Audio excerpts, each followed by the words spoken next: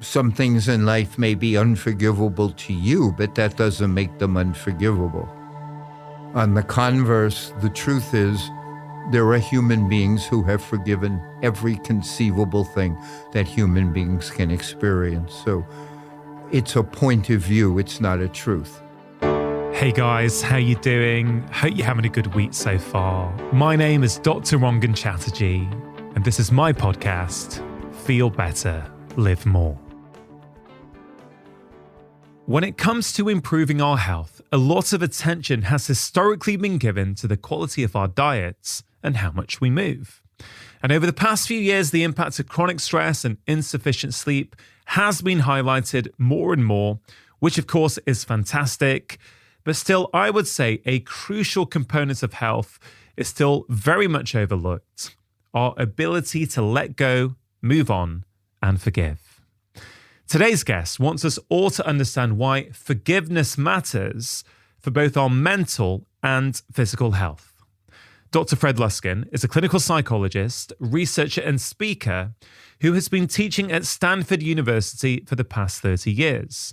And as director of the Stanford University Forgiveness Projects, he has taught tens of thousands of people to live happier, healthier, and more fulfilled lives through the practice of forgiveness, gratitude, and meditation. Although 20 years old, his book, Forgive for Good, A Proven Prescription for Health and Happiness, is as relevant today as it ever was. Based on groundbreaking scientific research, it provides practical strategies for letting go of grudges and resentments, and it offers startling insight into the healing powers and medical benefits of forgiveness and its profound impact on our lives. In our conversation, Fred explains how our past hurts are stored in our bodies. People who are able to forgive are physically more relaxed. Their blood pressure and central nervous system normalize, their perception of pain lowers, and their risk of depression and anxiety goes down. Crucially, their relationships are more open and trusting, so they feel less alone. Now, this is such powerful knowledge to have. Most of us can probably think of an example where we've allowed something that's happened in the past to sabotage our present. Not letting go of old hurts can be a way of trying to protect ourselves and control the future, but Fred points out that this is a coping mechanism to stop us acknowledging when we are vulnerable. True resilience means sitting with that discomfort and learning that it will pass. Of course, this doesn't mean we don't have a right to be devastated if our partner has an affair or our boss treats us badly, for example. It's vital to feel the hurt and process your feelings, says Fred. But if you're still living in those negative emotions months or years later, it may well be time to move on. Now, if that sounds easier said than done, rest assured that Fred has plenty of inspiring examples and practical suggestions to help you forgive. He is adamant that forgiveness is a choice and a skill that anyone can learn. I really enjoyed my conversation with Fred and completely agree with him that forgiveness is an undervalued human skill. It may feel hard to access, but it is a brave choice and one that in any given situation will trigger a cascade of rewards. I hope this conversation prompts you to reconsider some of your past hurts and move forward with self-compassion and freedom.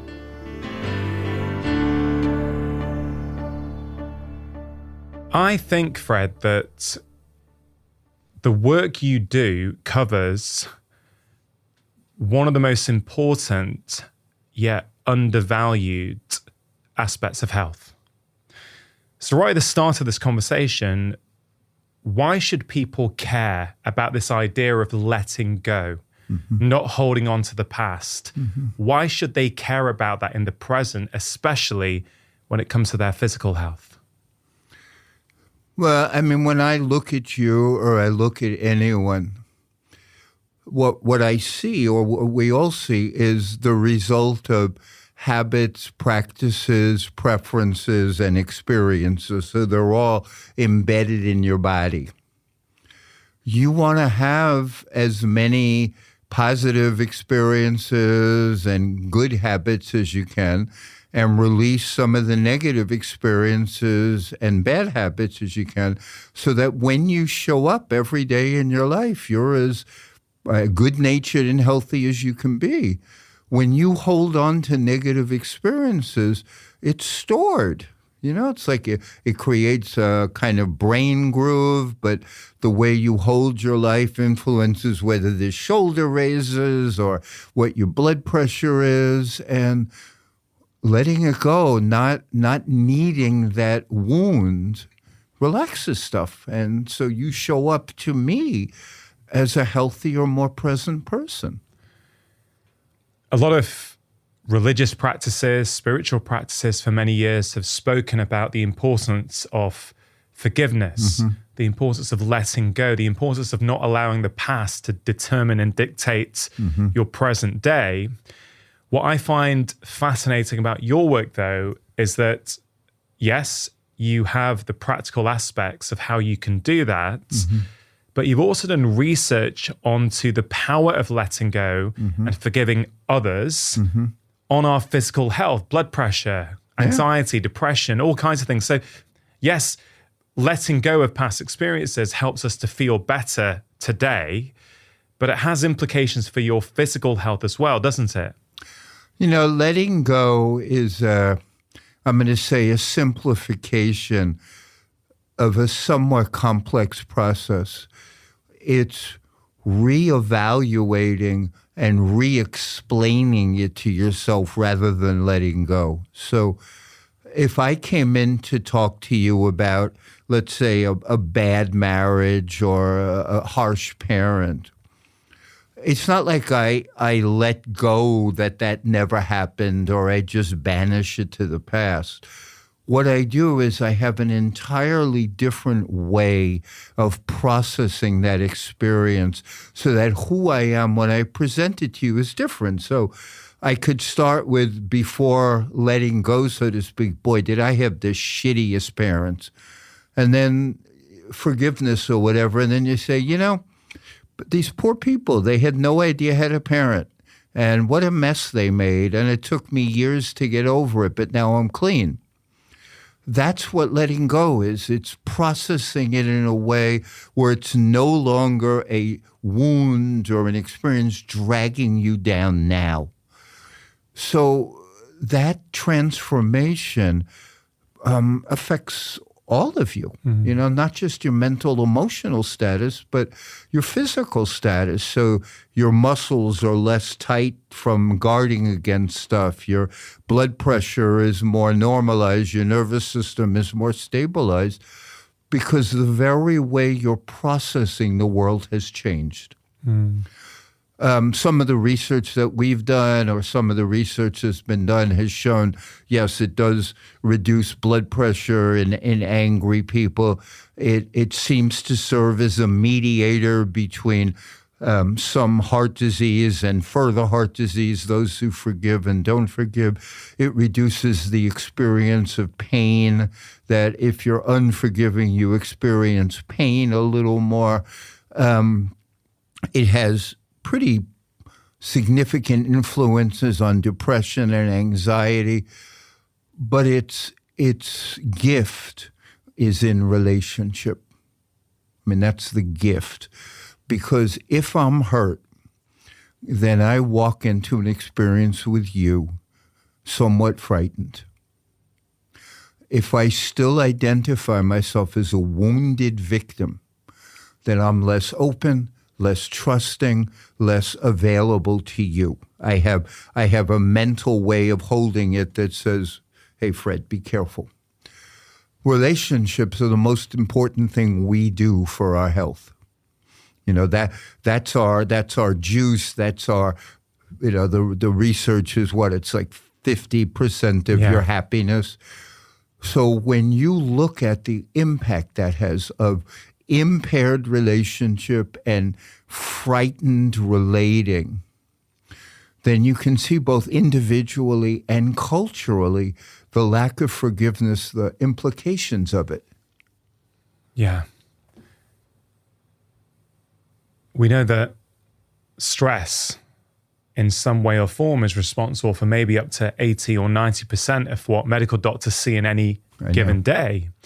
And I think that relates to what you're talking about, relationships. It's relationship. Because relationships, when they are not going well, can be a huge source of stress for us as individuals. At the same time,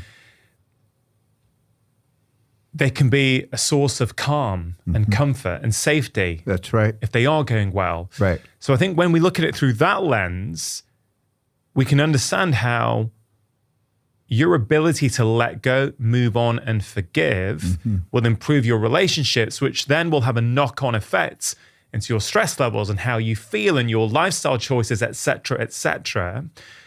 But I think it's also interesting what you said, that you've done research to show that in angry people, learning to forgive helps your blood pressure go down. It does. That is news for so many people. When we're talking about health and blood pressure, most people are talking about medication. I know. If they are broadening their scope beyond medication, they're talking about lifestyle choices, you know, diet, movement, sleep. All these things are great. Losing weight. Yeah, and all these things can help. But actually, a lot of people, most people are not talking about forgiveness, letting go of anger, and how that can have an impact on something like blood pressure as well. I've been thinking about this a lot. Forgiveness, in many ways, you can't measure it with a blood test. And therefore, sometimes I think because you can't measure it with a simple blood test, maybe my profession doesn't take it seriously. Whereas you can measure your weight, your waist circumference. Right. Do you see what I mean? I don't know. What's your take on that? Well, missing in most of the discussions, like we have a kind of neutral space. And then you have stress and anger or self-pity or whatever. They create a negative space. But there's so much importance not placed on happiness and joy and exuberance and love and connection. Well, whatever small amount of research there is suggests that it has positive effects on our physiology in the same way that the negative emotions have negative effects on our physiology. So, like when we teach resilience, like in my world, the easiest way to promote resilience is just to stop people for a moment and say, hey, take a breath, relax, and just remember a time that you were loved. Just stop for a minute, quiet down into yourself, and just picture a time when you absolutely knew you were loved. Absolutely. You can feel it. You can see it.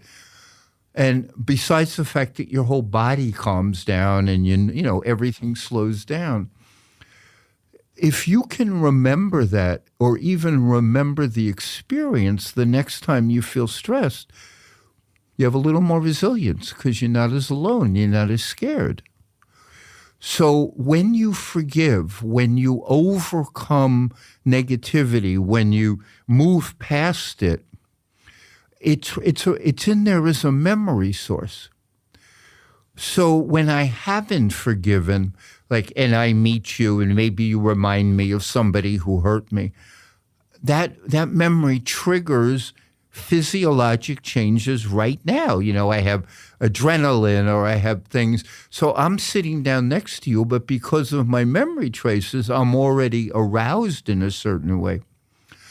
If I have forgiven somebody who looked like you or sounded like you, then I sit down with confidence because I've been able to handle myself. And so not only do I not have the negative memory, but I sit down with you with some degree of resilience of, if this happens again, I've shown myself I can do this. So it's not just it's not just markers, it's an ongoing relationship to life that impacts the physical and the mental bodies. Yeah. Did that make sense? Yeah, I really like that. I'm just thinking, if you were to pick anyone off the street and ask them, would they like to be living in the present moment? Yeah. Would they like to not have their negative past experiences impact the way they interact? Let's take a relationship, either with a loved one or a work colleague or whoever. So much of the time, we sabotage the present because of what has happened in the past. Exactly. And so, given that we can say that, and if people think about it, if they step outside their life and reflect, I think most people would get that and go, yeah, okay. The question then for me is, why do we hold on to grudges in the first place? Well, immediately, I believe that we require time to adjust. So if you get a phone call that something happened to somebody in your family, I mean, you know the amount of stress your body's going to be under. I mean, you're going to be flooded. And let's say some driver was drunk and hurt somebody in your family. It takes a while for the nervous system, the mental apparatus to adapt to both the horror at first and then the changes. So that period of time, to me, the healthy part of it is called grief. Like, you need a period of time to adapt to life, to any wounding. You come home and your partner's in bed with somebody else, or, you find out that somebody robbed your store. It doesn't matter. It's a massive adjustment.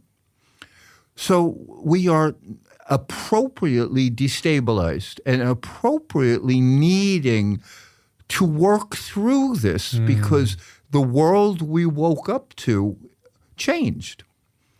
And I believe that's grief, like that's a healthy expression of human experience. And so you go through some anger and sadness and bargaining and all the stages of grief. The crucial question is, what happens after that?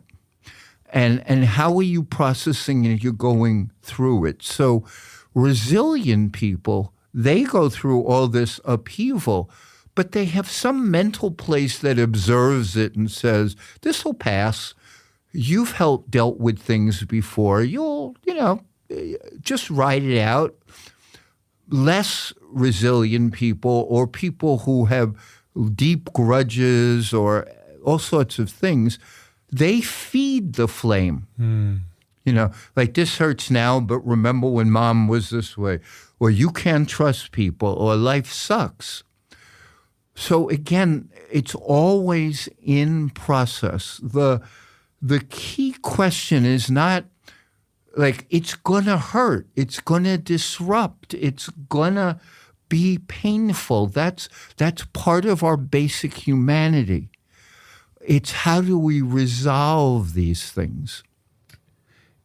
It's a bit like stress, isn't it? A little bit of stress is good for us. It helps us be our best, right? So that negative event, the fact that we feel bad, I like the way that you describe that as a form of grief. Yeah, it is grief. That's absolutely okay for a period of time. That's the key thing. That's the key issue. But if 10 years after that event, if you're still thinking about it... Not even 10 years after, there's some research that 6 months after a painful event, if anger is still your predominant emotion, that doesn't augur well. It's the necessity to develop a kind of coping where we are capable of handling what life throws at us without excess bitterness that we bring from past inabilities to handle what life throws at us. That's the desperate need for forgiveness, both as an individual and as a culture. Is some of this about control? And what I mean by that, Fred, is something bad happens. We feel bad for a period of time. Of course. But by not letting go of it, Yes. is it in some way our way of trying to control the future? Yes. We are holding on. We're No controlling. question. And I guess in many ways, we prefer the familiarity of the pain that we know rather than the feeling of freedom that we don't. I think the essential challenge is, how do we deal with our vulnerability?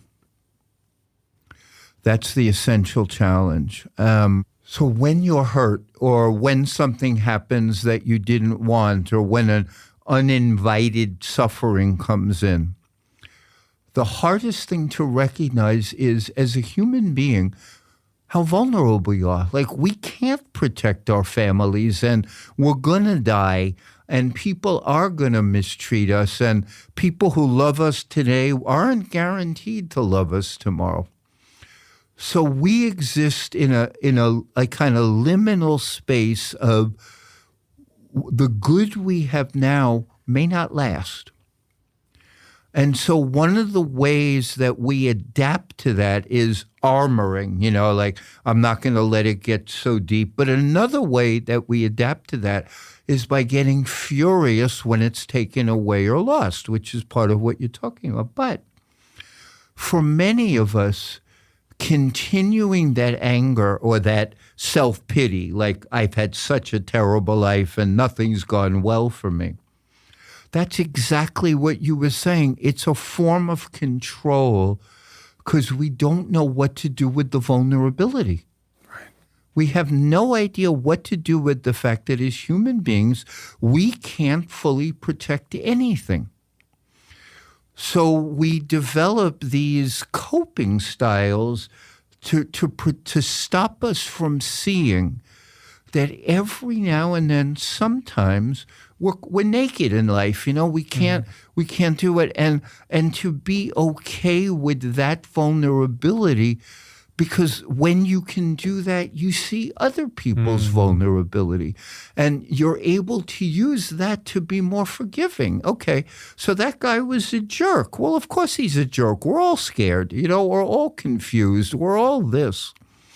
But when we can't touch our own vulnerability, then we use these harsher copings, and then we confuse them with reality. It's like, and so it is easier for people to have the pseudo power of anger than it is to just sit for a while and say, man, I got slammed by that, and I just don't know what to do. But if you sit with that, if you allow that weakness for the moment to come through, it passes. And then you prove to yourself, wow, I can handle it. I'm capable of being weak in this, because this really hurt. I didn't stay there. And now I don't have to be as afraid.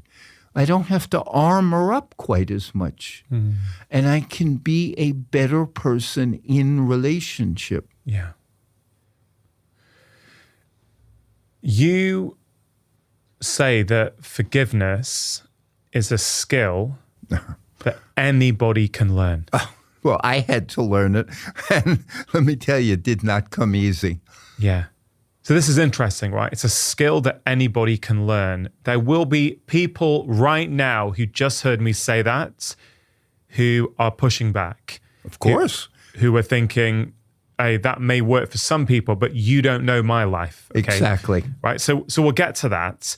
But Can I interrupt you? Please. No, the most humorous explanation of things that we have in our little world is, will go in and give a talk to somebody, to a group, and people will come out and say almost that's a great talk. However, you never met my ex-husband, or you never met my mother. Mm-hmm. That is the biggest pushback that we have gotten, what that you just said. That's great, but you don't get my life. So let's then talk about, forgiveness. What exactly is it? Because I kind of feel, first of all, I agree with you. I believe it is a skill that anybody can learn. Mm-hmm. But in order to learn that, you first have to understand, what exactly is forgiveness, mm-hmm. and what is it not? Exactly. So could you outline that for us? Sure. I mean, that's a very tough question at some level, because before you mention that the world struggles with things it can't measure, it struggles to define things it can't measure. And so, how do you define love, or how do you define beauty, or how do you define forgiveness? It's not so easy, right? So I struggle, as everybody does, with defining these absolutely beautiful aspects of humanity.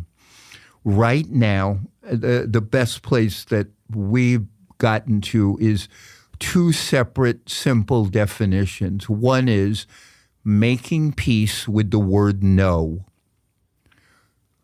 No, life will not give you what you want. No, it won't work out. No, you can't get this. And giving up all hope for a better past. Those are the two forgiveness things that's as close as I can get, some combination of both. I like that. Giving up all hope for better past. For better past. Simple, lovely. Do you know where that came from? A woman in the Bay Area in New York, not New York, in California. Her daughter was killed, and she struggled for years, and she came up with that definition of forgiveness that helped her cope. And then she made bumper stickers around it, but that was her way of digging herself out of the pain. Was forgiveness is giving up all hope for a better past.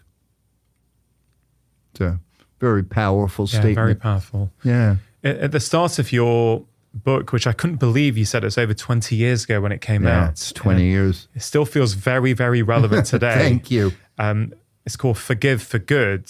And right at the start, I kind of love this list that you put there, and I appreciate it was written over 20 years ago, so your views and thoughts may have evolved since then. But this is what you put back then. What is forgiveness?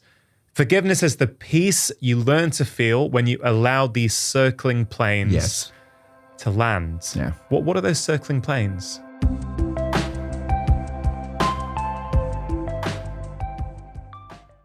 Vivo Barefoot are one of the sponsors of today's show. Now, I am a huge fan of Vivo Barefoot shoes and have been wearing them for over a decade now, well before they started supporting this podcast.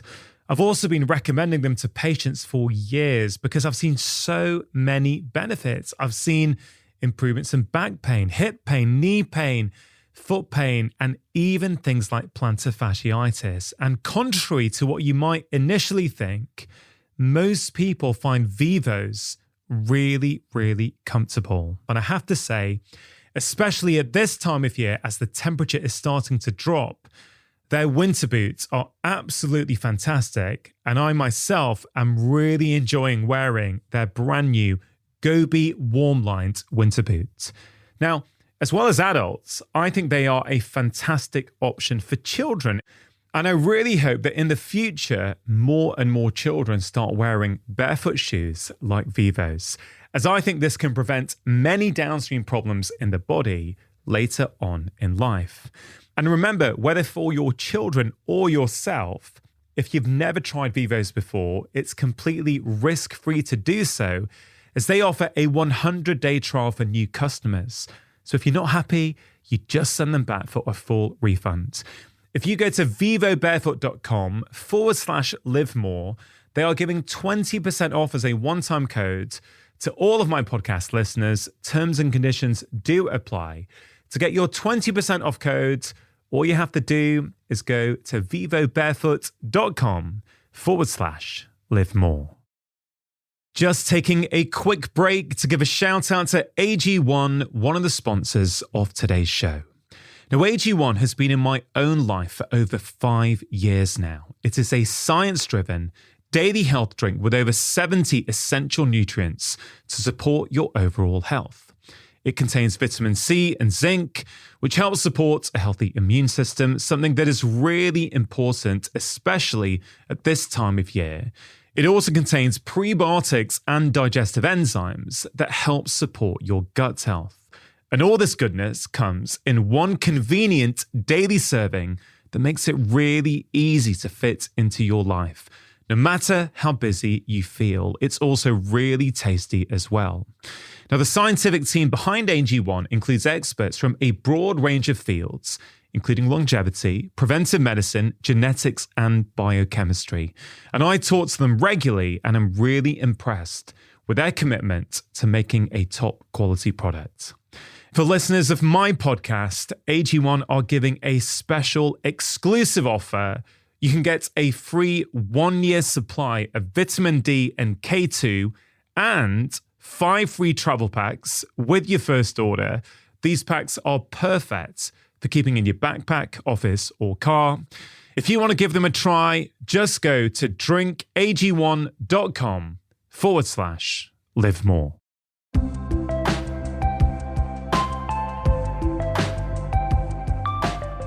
So we brought some people from Northern Ireland to Stanford a couple of times, each of whom had people killed in their violence. We brought Catholics and Protestants, and they had each either had children killed or other family members killed, and we tried to work with them to forgive. And we were tasked with coming up with a simple metaphor for that, because many of these people they had 8th grade educations, they hadn't been to college.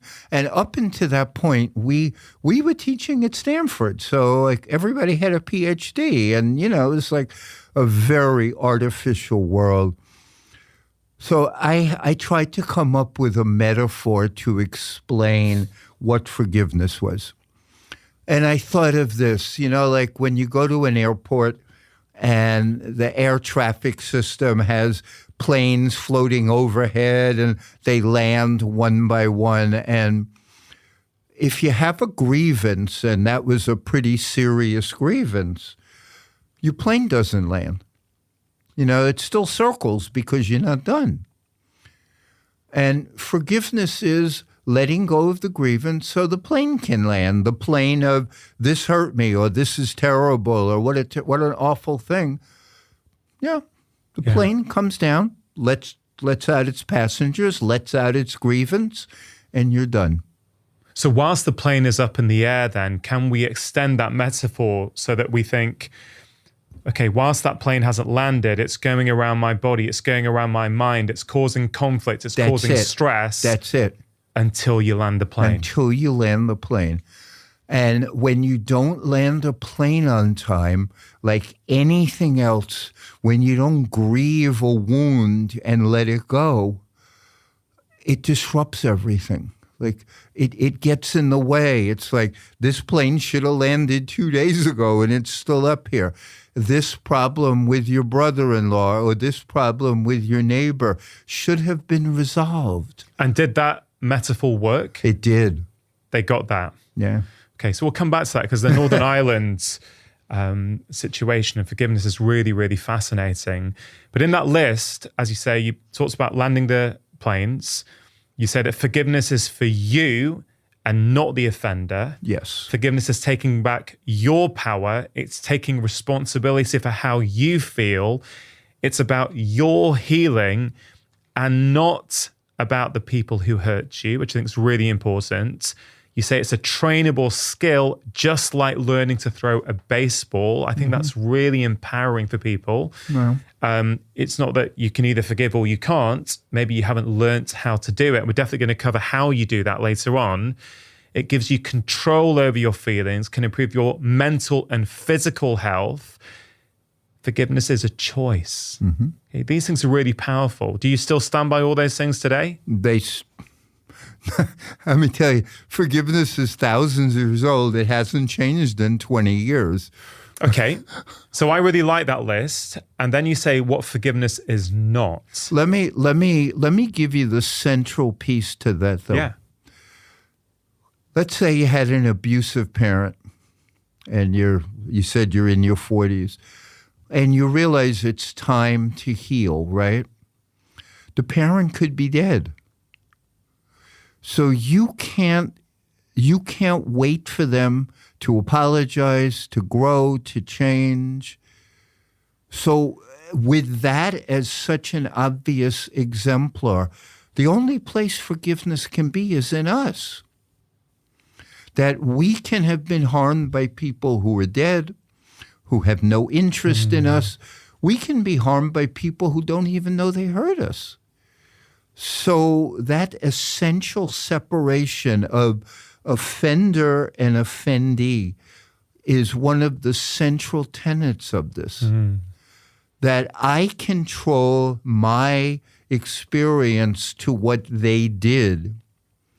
And they may no longer even be available for me to have a talk or a conversation with. Since that's true, you can't have the forgiveness dependent on them.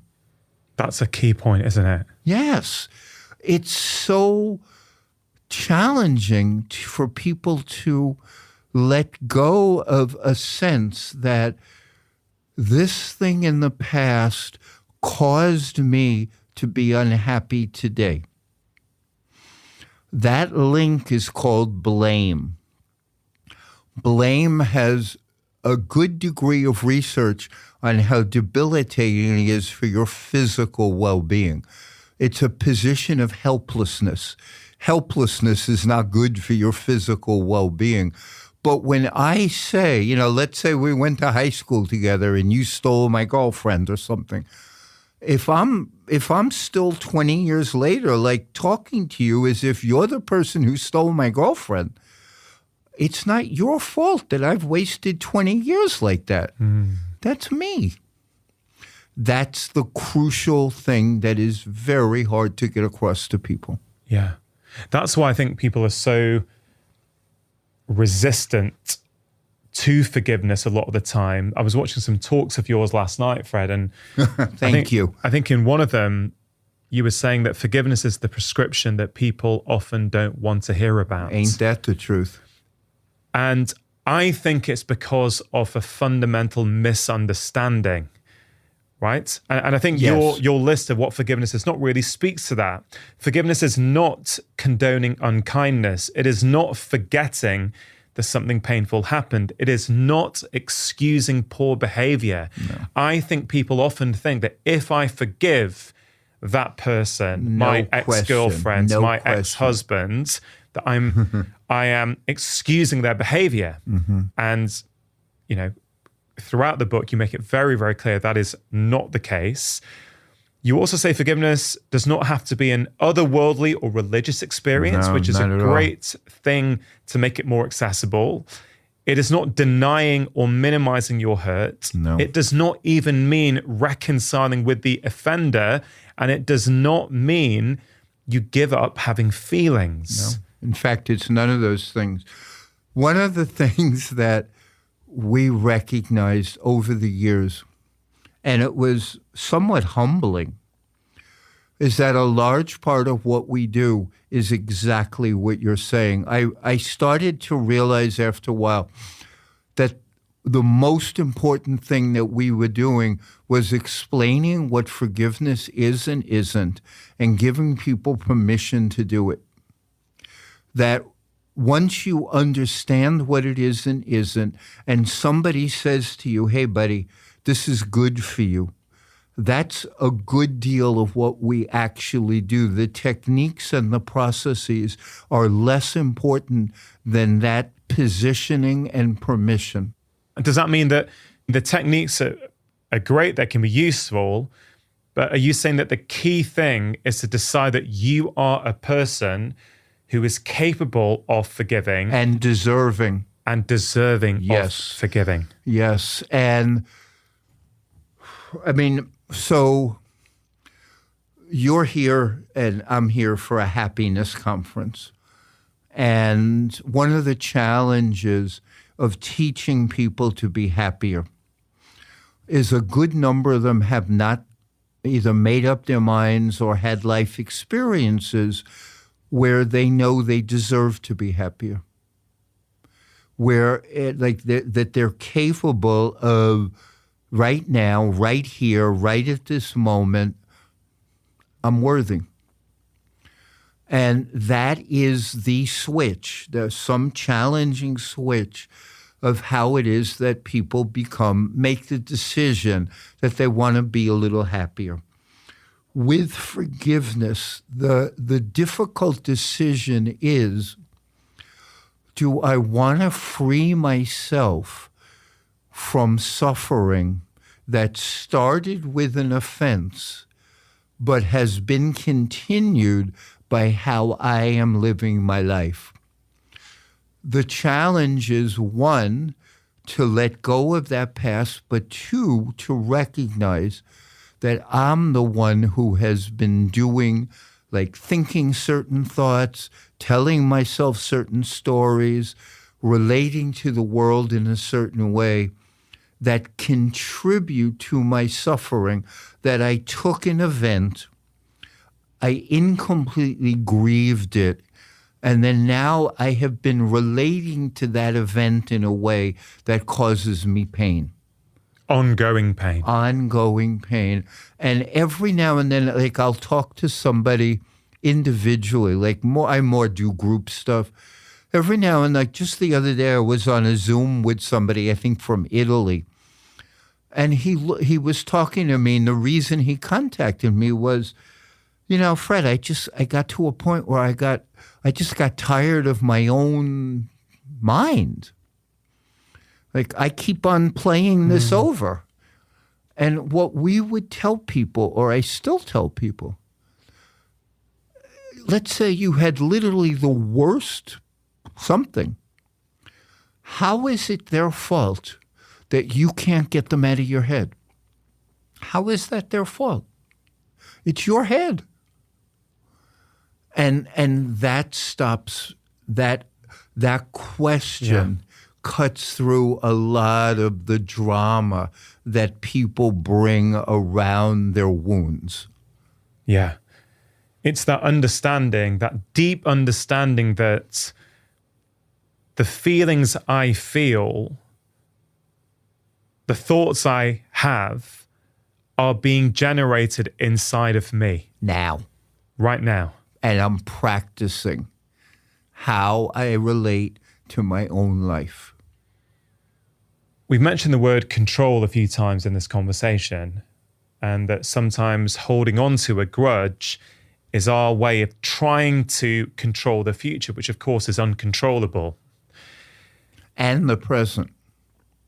So that I don't have to feel vulnerable, scared, small, or lost in the present. But I guess that word control, if we take it one step further, many of us know that we should try and control the controllables and not control the uncontrollables. Well, one of the ultimate uncontrollables is other people's actions, their words, their behaviors. We can't control that. Not at all. So if we say that we are going to be affected for the next 10 years when someone does something I don't like, you're basically saying that I am going to be a passive victim to life. That's exactly it. I say that with an open heart. But that's it. I'm not blaming anyone. I'm not calling that. There are really nasty and horrible things that happen in the world. That's an accurate reporting of reality. Yeah. Once you get that actually your feelings are your responsibility, you change the trajectory of your life. You understand that the fire that's being lit lives inside of you. Yeah.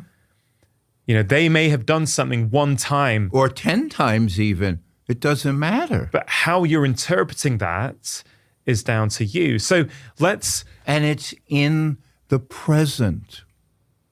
take an example. I mean, the book is full of, wonderful examples, but in relationships, in intimate relationships, someone cheating on the other person is pretty common, right? And it's clearly very, very hurtful. I think they suggest that between 25 and 40% of marriages will have an infidelity. Wow. Yeah. So you must have come across this a lot.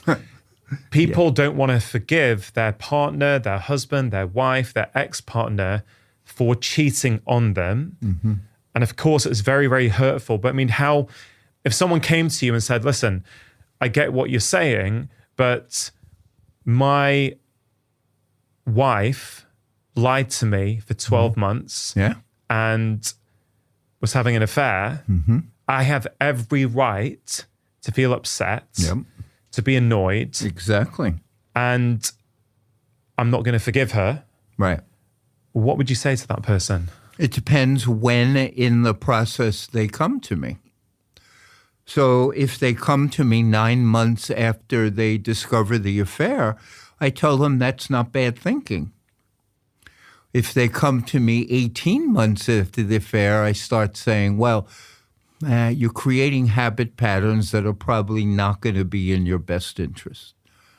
And that distinction is enormous. Okay, hold on. This is really, really interesting. So you're saying that from the amount of people you've seen over time and for that kind of offense, for want of a better term. That's a huge offense. That's a huge offense. Huge offense. You're saying 9 months, it's still reasonable to be hurt and upset. It's not just reasonable, it can be even healthy. Okay. But at 18 months, not so. So is that because you have a ballpark in your head from your experience? I do. That there's some research somewhere that I read that most people move through an affair with healthy grieving between 6 months and 2 years of when it happens. Okay. That there's, I do try to keep some research available. So that's the patterning of healthy adaptation. So 9 months is what I can bring my own experience. I had an awful relationship at one point in my life, and knowing enough about this stuff, I gave myself 6 months to complain as much as I wanted to anybody about how badly I was treated. And I was such a pain in the butt, and everybody who met me was, "Hi, Fred. I'm Fred. I had a lousy experience." And I didn't put any limits or governors on my pain or my confusion or my hurt or even my blame.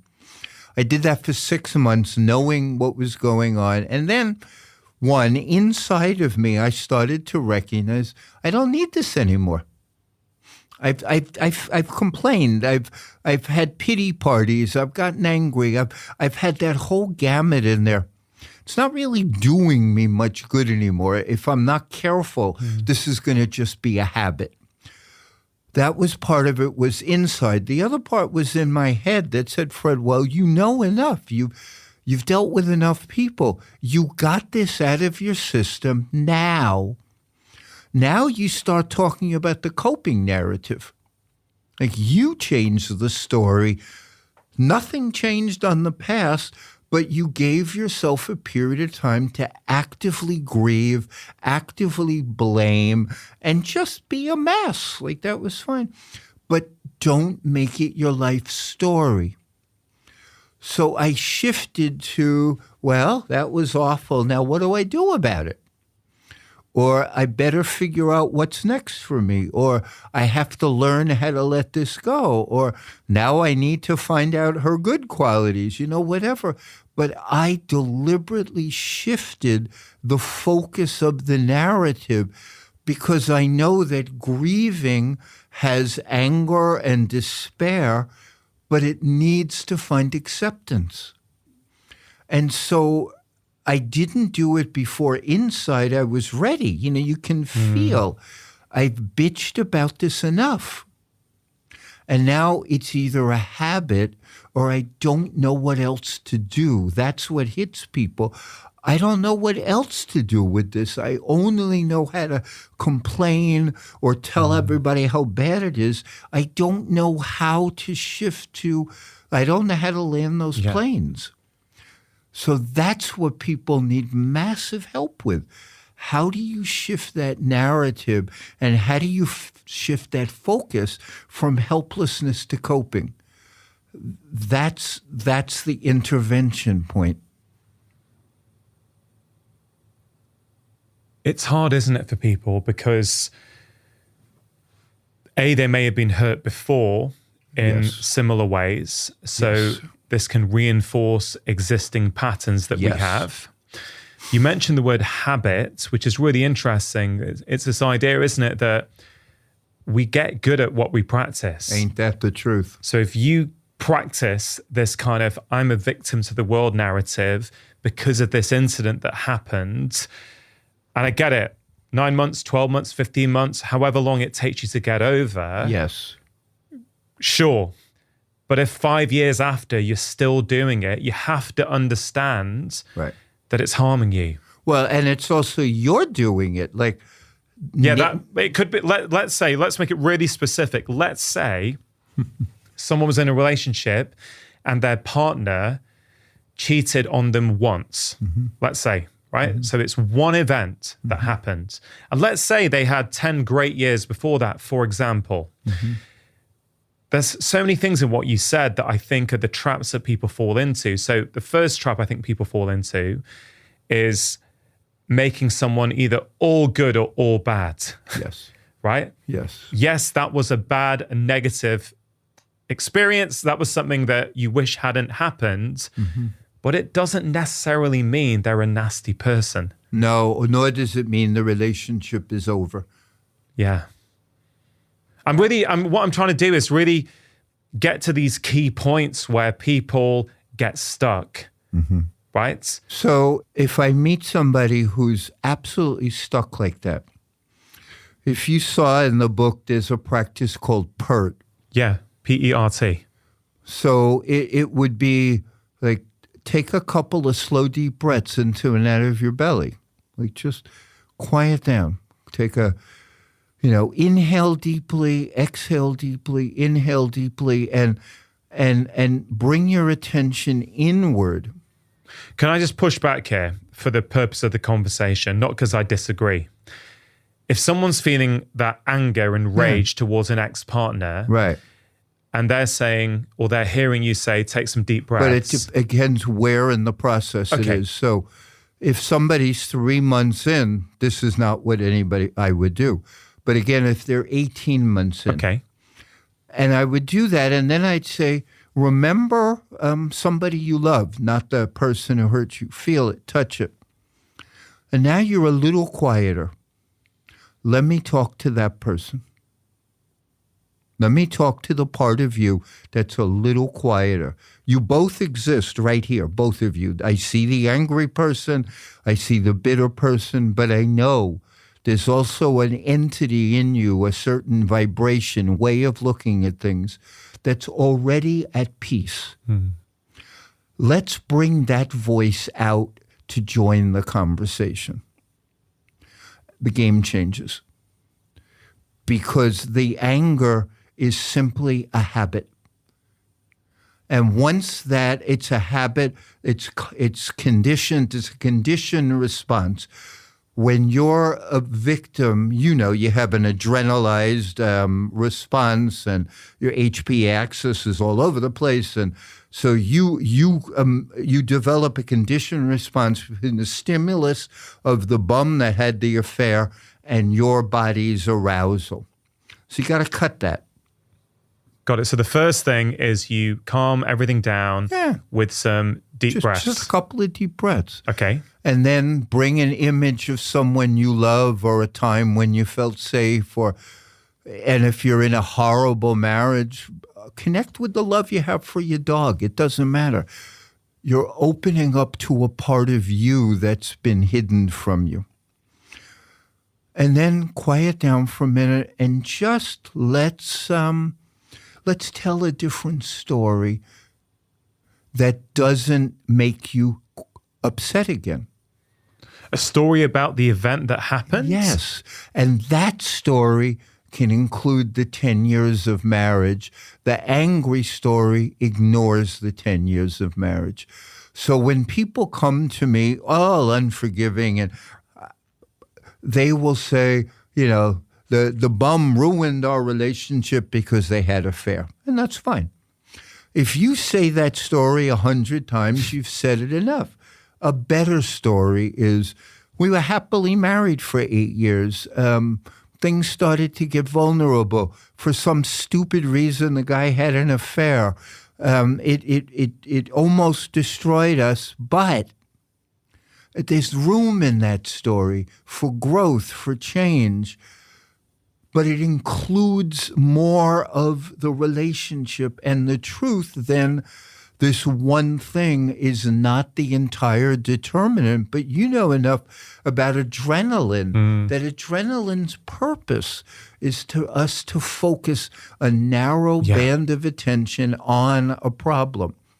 So when people are angry at a habit, they're simply giving us an adrenalized response that they have gotten to be hair-triggered. Yeah, and the really important thing for me there, Fred, is what I think a lot of people don't realize is that if you are holding on to a lot of resentment and anger and you can't let go, it changes who you are. Oh, it no changes how you see the world. You are question. living in a stress state, and in a stress state, what does your body want? It wants narrow focus, deal with the threat at hand. Yeah. What it doesn't want is peripheral vision. Perspective. Perspective. It does not want. It doesn't even know what to do with perspective. Yeah, so the lens through which you are seeing reality is completely different when you're in an angry stress state. Exactly. Compared to a calm, relaxed state, which is why I feel your work, honestly, is so, so important. Because I think what you've done, Fred, is you've done a lot of research and science on forgiveness, on the benefits of forgiveness. So it's not just something that's going to make us feel better. No. Of course, it will do that. But it's also going to help you interact with the world in a much more considerate, compassionate, loving way, which ultimately is the way we all want to be. Whether we say we want to or not, we all want to be that calm, relaxed, forgiving person. And also trusting. You're married, you said. Yeah, I've been in a relationship now for 10 years with somebody. I go back to them, and I'm almost certain that they're loyal, that they certainly haven't cheated on me, that they're going to say nice things about me. And so I walk into that house with a sense of trust.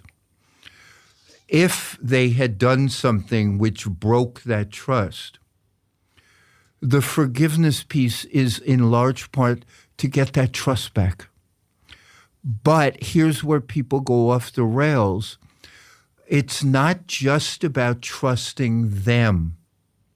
It's about trusting us to cope with our own life.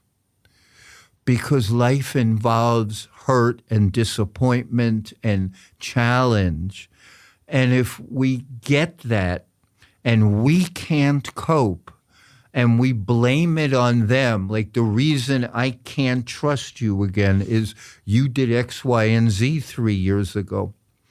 That's only half the story. The other half of the story is I never learned to make peace with a life that has difficulty in it. I never learned that.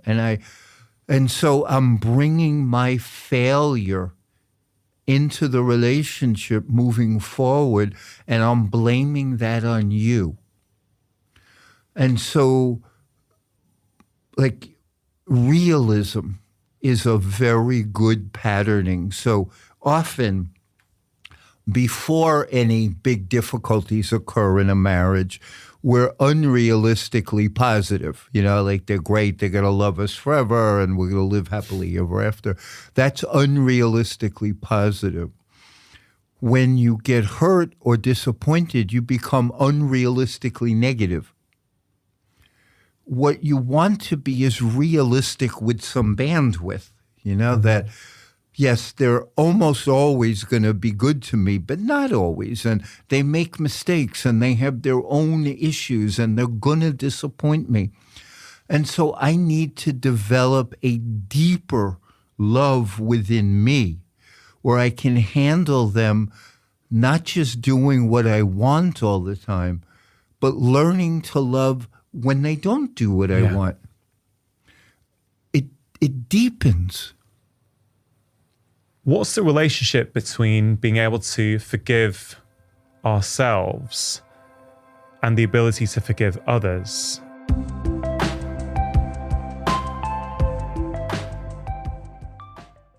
Ever have one of those days when everything seems to go wrong, and before you know it, you've slipped back into those habits you're trying so hard to avoid, like sugar, doom scrolling, and wine?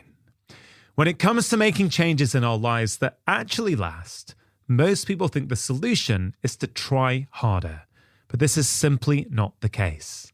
In my new book, Make Change That Lasts, I reveal how exactly you can break free from the habits that hold you back.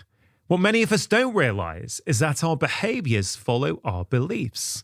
So when you change your beliefs, and my book will show you how to do that, you'll spend less time having to think about your habits because they'll happen automatically. Make Change That Lasts, the #1 Sunday Times bestseller, is available to buy now all over the world as a paperback, ebook, and as an audiobook, which I am narrating. And if you've not got your copy yet, what are you waiting for? Just wanted to take a moment to tell you about my first ever UK theatre tour taking place this March. So I've just finished 2 days rehearsing for the show with the entire tour team, the director, video tech, sound crew, tour manager, and I'm even more excited for these live shows than I was when I first announced the tour.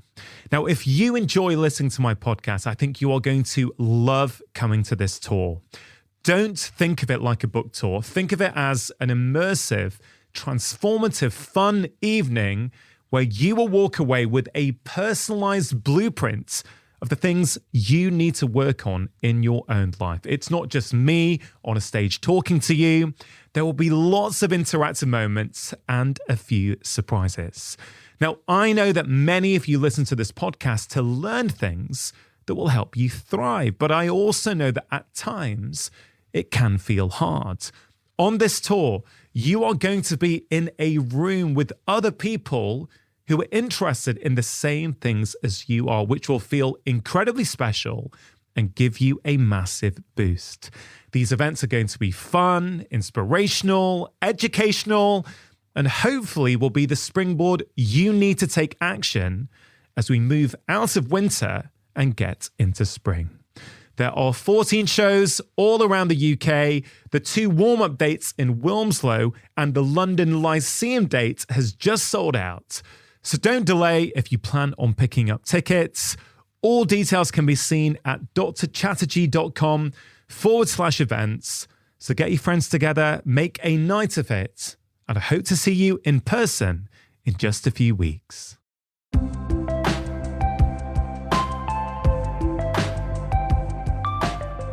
A lot of us, maybe because of our childhoods and how we were brought up, we don't feel good enough. True. Many, many, many people grow up very vulnerable to feeling not worthy enough to be loved. And so they have games in their head. We all do. I have to do X, Y, and Z to be lovable.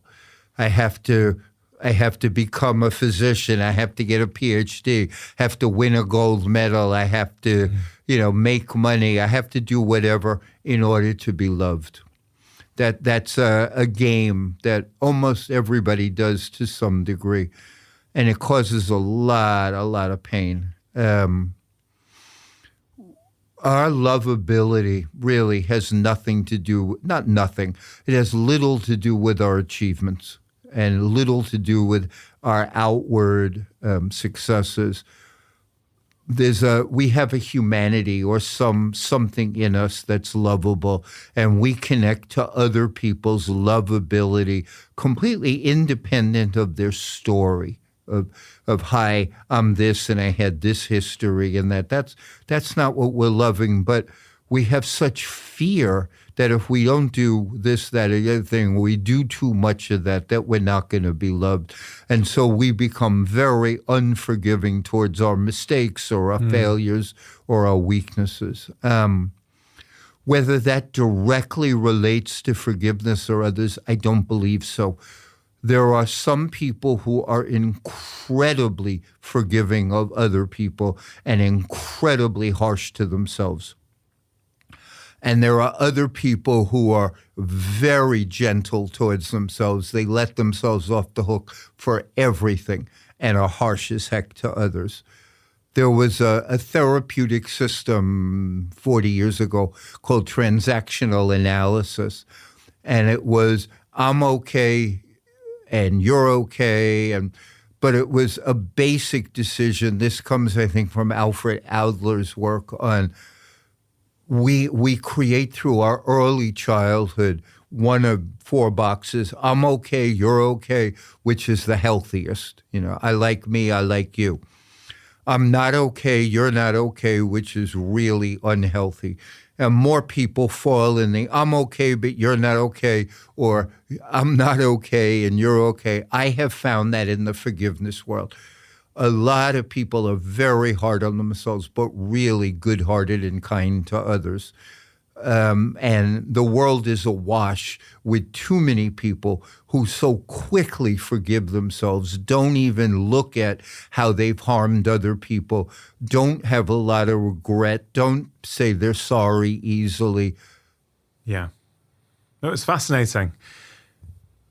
I guess then, are the steps we need to take so that we can forgive others the same? Yeah, that's it.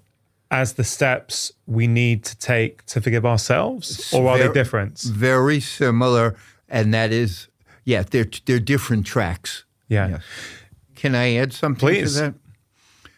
The key elements of self-forgiveness for me have evolved over time, and they're more now like remorse, like that in order to forgive oneself well, you really need to feel bad for what you did. Like whether you harmed yourself or other people or you screwed up or you failed, it's really important for a while to tussle with one's own failure, but more just one's humanness. Besides remorse, we as a world need desperately to learn how to be better at apologizing, like sincere, straightforward, caring apologies. Remorse and apology are central to self-forgiveness because self-forgiveness means we're letting ourselves off the hook. You have to earn it. You have to do something. And the last piece, and these are from the 12-step programs, is make amends. Whatever you did or I did to hurt the world, make it right in whatever way you can. So if you did something that harmed your marriage, make it right. If you screwed up and hurt your kids, make it right. If you simply forgot something, make it right. Those 3, remorse, apology, and kind of amends, those are so crucial, and I don't see them culturally as promulgated enough. Yeah. Taking responsibility, I think, is such an important concept. No question. We all make mistakes, right?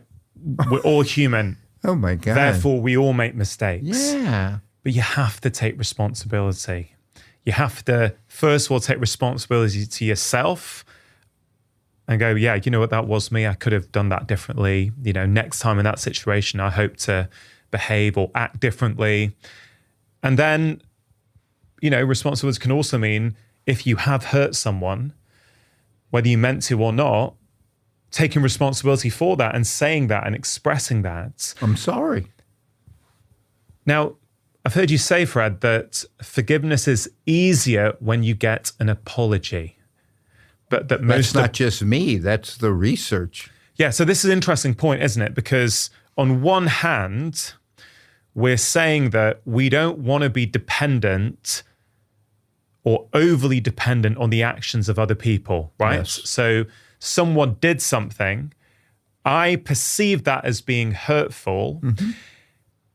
I don't want to be stuck in a place where I can only move on from that. Exactly. If that person, who I have no control over, is going to apologize. Right. However, I think what the research is saying that if that person does give you a proper apology, and I know you have some thoughts on what actually a proper apology is, if they do, it makes my job of forgiveness easier. Oh, so much easier. Does that mean that we're dependent then on that person? It's just a gift. It's a gift. It's a gift. And what's a proper apology? I mean, the gift, and I like the way you brought out the tension in that.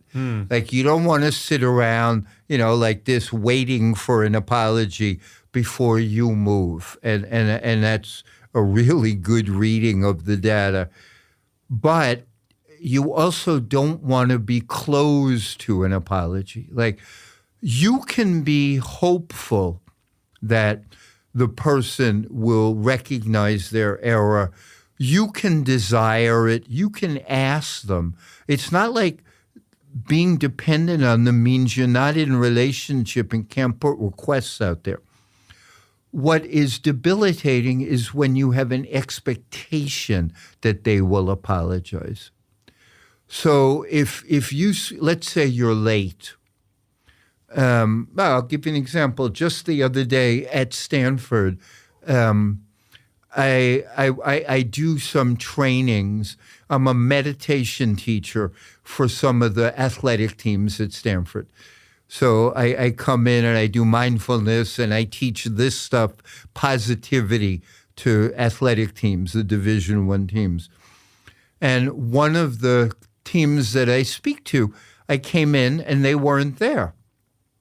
They had canceled practice at the last minute and didn't tell me. I was coming in from somewhere. And I show up and there's nobody there. And I'm thinking, hey. So I sent the coach a text, like, where are you? And she sent back an absolutely sincere apology. You know, it's like, so sorry, I wasted your time. I feel terrible. We made a last minute thing. I just forgot. You know, it's totally clean at that point. If I had sent her my text and she hadn't sent the apology, then I could have said, you know, she's a jerk or whatever. But I also could have said, you know, next time, if you change it, please give me a call. I can put out what I want. Mm-hmm. Where I run into trouble, or the human race runs into trouble, is she has to apologize. She owes me an apology. And I'm not going to move on until I get it. That's it. Yeah. So then you put yourself into a very weak position. Understandable position, but a weak position. Yeah, and one which gives them control over your nervous system. Just say that again, because that, I think, is a key point. One that gives them control over your nervous system. Yeah, so we're effectively a puppet. Yeah. Right? I would think so. You know, the actions and words and non-apologies of other people has the power to control me. Yeah. And that is so, so profound, Fred, because when you really get that, if you can get to the point where you understand that, I think you open yourself up to a new pathway in life. That's it. Because you realize, no, wait a minute. Yes, bad things are going to happen. Negative things are going to happen. And but forgiveness is that opening to a new pathway. yeah. And a sincere apology says, I'm sorry, but it also acknowledges the harm. So I'm sorry that I wasted your time. It's not just I'm sorry, but I'm sorry that I wasted your time. I'm sorry that I hurt you. It acknowledges, it sees the damage done, and it makes a link between my action and your harm. Like a fake apology is, I'm sorry you feel bad. That makes people crazy. And that's a very common fake apology. I'm sorry you feel bad. Like, I'm sorry that you're out of control. But a real apology is, I did X, it legitimately caused Y, I'm sorry, and can I make it right, or can I tell you that I simply won't do that again? That's what a sincere apology is. And if you receive one of those, although it's not necessary, it makes the job of forgiveness a lot easier. Oh, so much easier. Yeah. Because it repairs the relationship. What forgiveness does, it repairs us. But the apology helps repair the relationship. Yeah. Well, let's talk about these 9 steps to forgiveness that you've published. Yeah. And I'm hoping that people who feel that there's something in their life that they can't let go of, I'm hoping that understanding these 9 steps will give them something to work with, okay? So step 1, reflect on your experience. What does that mean? I mean, you have to know what happened, know who hurt you. It can't just be vague. Like I had a shitty dad. That's probably not good enough to really forgive it. It's dad did X, Y, and Z. It hurt me in this way. We tried. I mean, you don't have to have 400,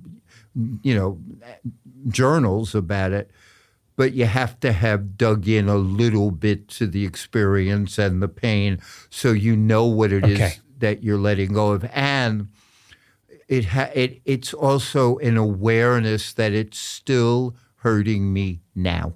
Okay. And these 9 steps, before we go to step 2, they don't have to be done in one go, right? These are things that you work on over time. You go through the steps sequentially, or do you circle back? I mean, nothing works sequentially. You've probably read enough research. Hey. You go from 1 to 2 to 6 back to 4. Yeah. But these are the 9 steps to look at on your journey through and to forgiveness. Yeah, okay, true. so number 1, reflect on your experience. Number 2, make a commitment to yourself to work towards forgiveness. Yeah. And forgiveness they describe now the research as 2 components. There's decisional and emotional. What does that mean? Decisional is, I'm deciding I need to let this go. Then emotional forgiveness is the inner experience of working on it. You need both. Okay. But is that too, make a commitment to yourself? Is that basically the decision? It's a decision to be good to you. Right. It's a decision that I need to suffer less. I need to change. Something has to adapt in me, because the world so far doesn't show it that it's going to change for me. Yeah. So that's step 2. Step 3, understand that forgiveness does not mean trying to make up with the person who harmed you or excusing their actions. It's the difference between reconciliation and forgiveness. Forgiveness is an inner mind-body release and healing. Reconciliation is restoring a relationship. You can forgive and not reconcile. So you can have a marriage with a horrible set of affairs, and you can say, hey, I forgive you. It's obvious that this isn't a good marriage. It's obvious that whatever reason you and I can't make it work, or you can't be here. So I open my heart, I'm clean, but we're done. Many marriages reconcile and don't forgive. So they keep on coming back to each other every night, but they stay angry. So there's a clear difference between reconciliation and forgiveness. Yeah. And I think there was another key point there for me, Fred, which is letting go of that pain and that hurt, forgiving that other person, because the emotional charge is lessened, you are better able to move on and make good quality decisions. Exactly. When you're not, But that's it. when you're not coming from anger and revenge. Or not just anger or revenge, self-pity. Self-pity. That's the other piece. To me, those are the poles of fight or flight. Anger is fight, and self-pity and kind of like, poor me, those are the flight reactions. And because self-pity, it's just not going to help you, is it? Not long term. Short term, it may be necessary. Yeah. It's in the long term. Short-term stress helps us. Long-term chronic, unrelenting stress is what harms us. Yes. Short-term grief, perfectly normal. Helpful. Go through it. Talk to your friends. Get it off your chest. Exactly. But at some point, and that point's going to be different for everyone, at some That's also point, right. Exactly. you've got to change. You've got to change the lens. Okay. Step 4, try to shift your perspective. I guess we've just covered that, haven't we? Usually that's also from perspective from past to present. So perspective means that most of my energy was spent on what happened in the past, how bad it was. Shift your perspective means that you want to move to, what am I doing now? What can I change now? And how can I be better in my life now? It's going from past to present. Yeah. Can I share with you how I do forgiveness and how I would try to shift your perspective? A few years ago, I chose to take on the view, it was a choice, it was a decision I made, that every single person in the world is doing the best that they can in that moment. That's right. Based upon who they are and based upon their life experiences. So in essence, if I was that person, if I had their childhood and their parents and their schooling and their friends and their bodies, I would be behaving in exactly the same way as them. I am not even 1% exaggerating, Fred, when I say that approach has completely transformed my life. Oh, health of course it would. And happiness. Of course. Because you lead in life with compassion. Of course. And I believe that if you can take that approach, and it's like we said, you get good at what you practice. So if you practice that, you get damn good at taking that approach. You get damn good at it, I know. Right? Absolutely. It starts to become automatic at some point. Yes. Intentionally, you're thinking about it, you're trying to practice. Exactly. And before you know it, you're doing it everywhere. No question. What I find so powerful about that in relation to forgiveness. But that is forgiveness. Yeah, and so this is interesting for me because I think if you take that approach of curiosity and compassion to that other person, forgiveness is a natural byproduct of that. Exactly. Because there's actually nothing to forgive. Well, yeah, there is, because you will register offense. It's not like you become immune. You will register that hurt, or that was unskillful, or that caused me harm. And the processing of that registering, instead of being blame and attack, will be a true opening to your own experience, which is valuable. And it will involve an understanding that while flawed, they did who they were. Yeah. I guess I feel that I know how many people push back against forgiveness, and I really want to make sure that we've covered it from every possible angle. There's one other piece that the sense of self, the ego, like the I, thrives on discord. Like that separate self, part of its job is to find ways that it's different than other people, that it's special, that it's unique. That it's better than other people. Exactly. And that also it's an identification point around suffering. Like, I hurt. I was mistreated.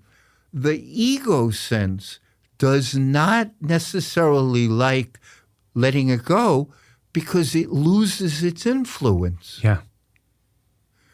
So that part of us that's attached to the ego, that part of us is what struggles with forgiveness because the ego is being abandoned. It's like, yeah, you were hurt, but so what?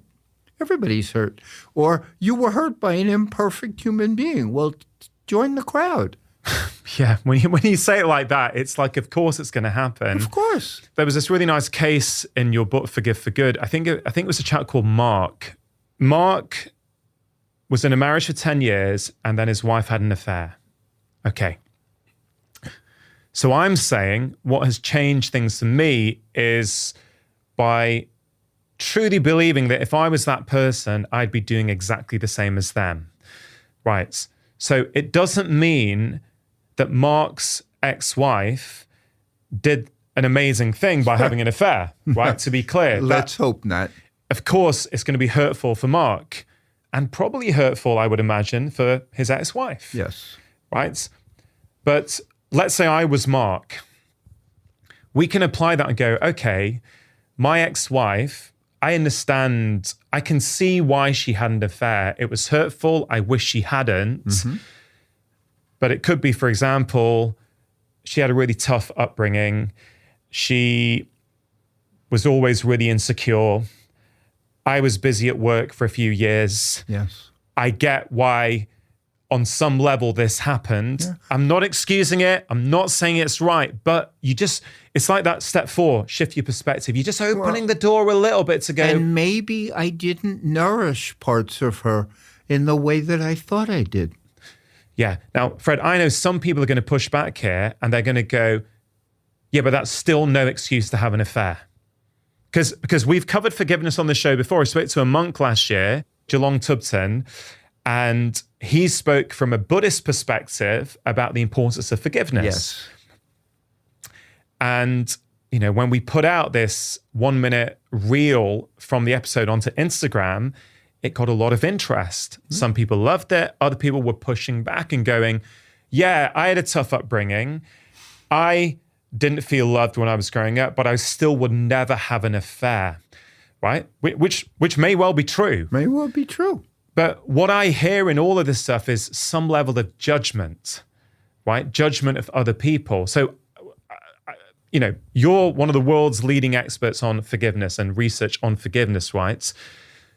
Would you agree that if Mark looks at his ex-wife and says, look, I don't like it, but I understand why it happened, it doesn't mean that they can stay together, but the forgiveness is, I guess, is a part of forgiveness understanding why that person acted in the way that they did. So the wife may have had a difficult childhood, but she also may be lazy, and that she didn't put a lot of effort towards working things through with Mark. Maybe she had poor impulse control, that the guy presented himself. Maybe he didn't see himself clearly and was a worse partner than he thought it was. The definitions and the understandings are complex.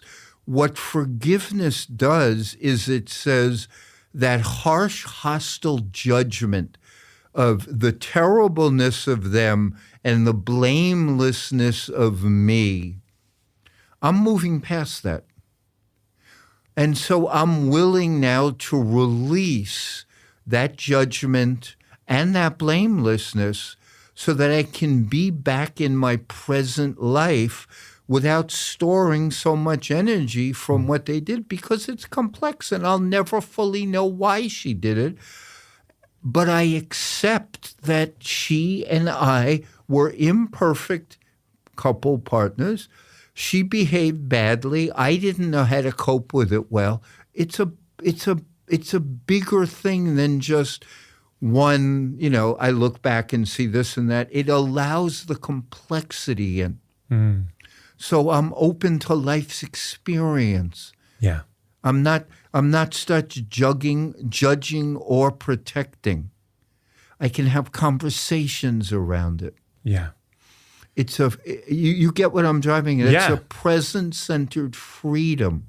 Yeah. No, I love the way you put that. I guess where I'm coming from is more that I just fundamentally believe that when we can approach people and the world with compassion and understanding, everything on the other end becomes easier. Because you relax. Yeah. Your mind is clear. Your heart stays open. Exactly. And it's not condoning that behavior. It's just saying, okay, cool. Look, that happens. Shit happens. I don't like it. Maybe we can't be together anymore. Exactly. But it still doesn't mean we didn't have a great 10 years. No. Right? Or a great 8 years or whatever it might have been. And you can even wish them well in their future. Yeah. Let's go to step 5. I think it speaks to what we've just been talking about. When you feel upset about a past harm, try calming exercises. Yeah. That's the breath work. And I did that, right. So with the people from Northern Ireland that we brought, the first day that they got there, the first thing that we did was we brought them to a 5th floor window on Stanford's campus. And, they had come from Belfast. And we opened all the blinds, and it was January, but it was still 65 degrees, and the sun was shining. And what we asked them to do was just let the sun in. Like, open your arms, feel the warmth, and go, the world is beautiful too. Yeah. To be open to experience, calm down. Right here and now, right now, calm down. Yes, in the past, somebody was murdered. But right now, you can calm down, you can open to goodness and have a good moment. Yeah, and that's the necessary step if you are going to move on. You have to be able to get out of the past. You can't forgive, big life until you can have 30 seconds of peace. Yeah.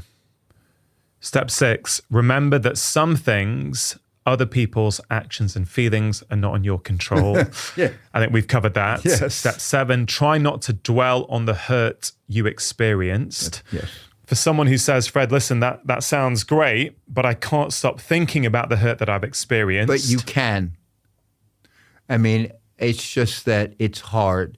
And so one of the strategies is a cognitive strategy, which is to not say, I can't, and these are just normal cognitive strategies. Up until now, I haven't been able to, or it's hard for me, or I want to learn to. When you say can't, you make sure you can't. Yeah. So that's hopeful and empowering for people. It's more truthful. And as you say, forgiveness is a skill that anyone can learn. And my hope with this conversation is that we're just opening the door for people to go, okay, you know what? That's all we can do. You know what? Maybe it is something I can work on and get better at and practice. And if somebody comes up with a schema like yours that works, what a blessing. Yeah. Step 8, the penultimate step, look for the love, beauty, and kindness around you. Mm-hmm. I guess that is come to the present moment. Let me explain how that is so related to forgiveness in a way that most people don't think about. So, our negativity bias, the basic wiring, we're constantly looking out for things that go wrong, people that harm us, mistakes. Unfortunately, that bias makes us distort what we see. So what what I understand is that when people are hurt, they become very vigilant to make sure they don't get hurt again. That's part of this negativity bias. But what is entirely missing from that is promoting more positivity bias, such as, do you notice every time your wife is kind to you? Not every time. Do you notice when people are good-hearted? And I brought up to you like an hour ago about vulnerability. If you acknowledge that you're vulnerable sometimes to be hurt, in that space you can recognize how vulnerable and open you can be to so much goodness. Like if you're not fighting, you see how kind people are to you. You notice it. Like you allow your humanness to see. Oh yeah, and an example came with the woman you met, my girlfriend. Like we had a fight, I don't know, a week ago, and it wasn't enough of a fight that it was something, but I noticed that she just stood there and didn't threaten me in any way. And a little bit later, I came to her and said, wow, that was just amazing. Like you're just there. Like you're not going anywhere. There's a commitment that you've made to this relationship. And like I saw that. I could feel it. But that's what can happen when you're open, when you're vulnerable, when you're willing to not have to be in control. Yeah. You can see people's goodness, and you're not so obsessed with people's not goodness. They both exist. You say that gratitude goes hand in hand with forgiveness. That is one of the few, besides an apology and being older, that's about the only research-proven thing that predisposes to forgiveness. The more grateful you are, it turns out, the more realistically you see things, and the more likely you are to forgive. And again, what you practice, you get good at. So if you practice gratitude every day, guess what? You start seeing good things everywhere. Exactly. Right? You counteract our negativity bias, which has been there for many good reasons, but has been there for survival. Exactly. Right? Not happiness. That's step 8. And step 9, the final step, remind yourself that you made a brave choice to forgive. Yes. And that means change your story from what we cheesily call from victim to hero. Yeah. So stop telling a story about what a victim you are and start telling more of a story about how you have handled adversity well. Yeah. Northern Ireland, you mentioned that you worked with people who'd been through some quite horrific experiences. Some pretty horrific stuff. And all the troubles there. Yeah. And the bombings. Yes. I think when we talk about forgiveness, a lot of people will say, well, some things in life, Fred, are unforgivable. They do say that. What would you say to them? I mean, some things in life may be unforgivable to you, but that doesn't make them unforgivable.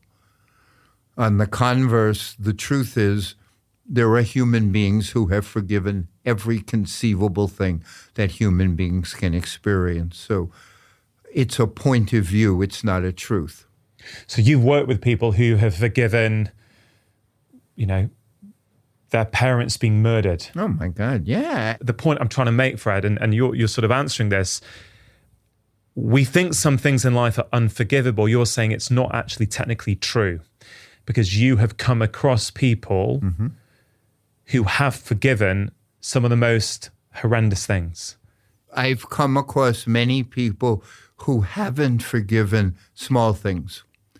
So it's not only in the offense. I remember a woman who, at some experience that I had with her, refused to forgive her neighbor because he had built his fence like 2 inches onto their property. And she carried that grudge for a long time. And I know families who drift apart because they don't vote for the right candidate. So if you see that people don't forgive things that are, not that important, you realize how much choice there is and how much personal processing there is. One, at the very beginning of my work, people used to always ask me, well, how do you forgive Hitler? And I had a number of answers, but I remember one of them was, so don't forgive Hitler, but forgive everybody else. I get that, the worst person, I get, but don't use that as an excuse to not make peace with as much as you can in your life. Yeah, that's really empowering. When my view on forgiveness really opened up was a few years ago when I spoke to this lady called Edith Eger. I don't know if you know her or not. She lives in California now. She was 93 when I spoke to her. Still to this date, one of the most life-changing conversations I've ever had, because when she was 16 years old, she was taken to Auschwitz concentration camp. Wow. Both of her parents were murdered within 2 hours of getting there. And when I spoke to her at 93, I have rarely, Fred, spoken to someone who was full of compassion, Isn't it amazing? Forgiveness, and an open heart. I know. Genuinely. And I thought, okay, Rangan, here's the thing. If Edith Eger... Pay attention to this woman. Totally. And I did.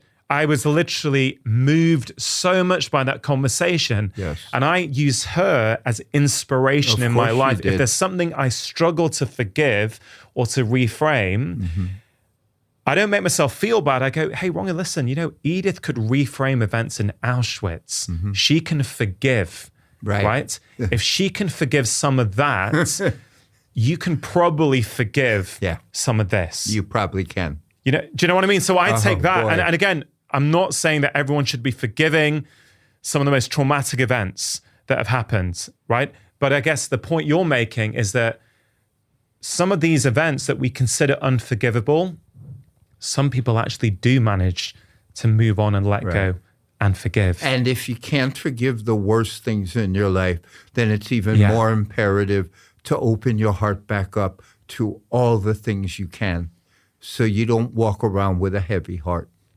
Fred, you shared with me that in a few months, I think you're going to turn 70 years old. I am in May. You have been banging the forgiveness drum for quite a long time now. Almost 30 years. Okay. I'm incredibly thankful that you have been doing so, that you've done all this research at Stanford. Yeah. What's your hope now with this forgiveness, letting go movement for the next few years, and dare I say it, the next few decades? Well, I mean, people have tried to get people to forgive throughout history. Yeah. The basis of the Christian faith is Jesus's forgiveness on the cross. And I mean, the Mahabharata talks about forgiveness, and it's one of the hidden human skills that, when it's applied, is valuable in any way you look at it, but it's very hard for people to access it. And the only thing I would say that I have done is taken this idea, which has been around, I guess, as long as humans have been around, and find a way to translate it into secular, simple language, so that people in 21st century America basically have a hook into it. I don't make it spiritual or religious. I make it practical. When I started this whole thing, I was a pre-doc and then a postdoc at Stanford University School of Medicine. I was a pre-doctoral and then a postdoctoral fellow in preventive cardiology at the medical school. And all of this came from training in an orientation in behavioral medicine. So I took those ideas and turned it towards something ages old. That's my contribution. Forgiveness is way bigger than any of us. And right at the end of our conversation, which I've thoroughly enjoyed, Fred. Good. Thank you. Me too. For that person who stumbled across our conversation and has recognized that they've been holding on to pain. Yeah. They've been resenting others. Of course. They're angry about things that have happened in the past. What are your final words to them? Well, I mean, my final words to them, it would probably be the same for everything. It's in whatever way you can, remember that you're loved and connect with that. And if even for a moment you remember that somewhere in you is love, you've been loved, when you connect with that, you will want to release some bitterness, because love and bitterness they're the opposites. Yeah. And if you can't connect with love, then walk outside and appreciate the beauty of nature and notice a sunset or a sunrise, and that will have the same thing, because they can't exist together. Yeah. That would be my words to them. Fred, I love that. For people who want to find out more about you, I'd highly recommend your book, Forgive for Good, a proven prescription for health and happiness. Yeah. Where else would you direct people? I have my website is fredluskin.com. I'm just finishing a book on forgiveness for people in recovery from substance abuse. That book should come out in September. There's probably 100 YouTube's videos of me teaching. So check you out wherever they like to consume their content. Yeah, but the more important thing is, practice forgiveness. Tell somebody you live with that you've held a grudge with. Tell them something nice. That would be more important than finding me. Fred, appreciate all your work. Thanks for coming on the show. Thank you. Really hope you enjoyed that conversation. Do think about one thing that you can take away and apply into your own life. And also have a think about one thing from this conversation that you can teach to somebody else. Remember, when you teach someone, it not only helps them, it also helps you learn and retain the information. Now, before you go, just wanted to let you know about Friday 5. It's my free weekly email containing 5 simple ideas to improve your health and happiness. In that email, I share exclusive insights that I do not share anywhere else, including health advice, how to manage your time better, interesting articles or videos that I've been consuming, and quotes that have caused me to stop and reflect. And I have to say, in a world of endless emails, it really is delightful that many of you tell me it is one of the only weekly emails that you actively look forward to receiving. So if that sounds like something you would like to receive each and every Friday, you can sign up for free at drchatterjee.com/Friday5.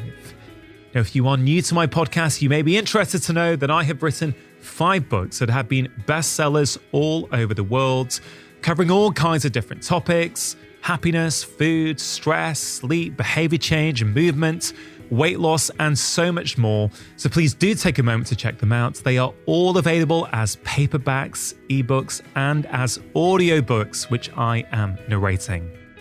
If you enjoyed today's episode, it is always appreciated if you can take a moment to share the podcast with your friends and family, or leave a review on Apple Podcasts. Thank you so much for listening. Have a wonderful week.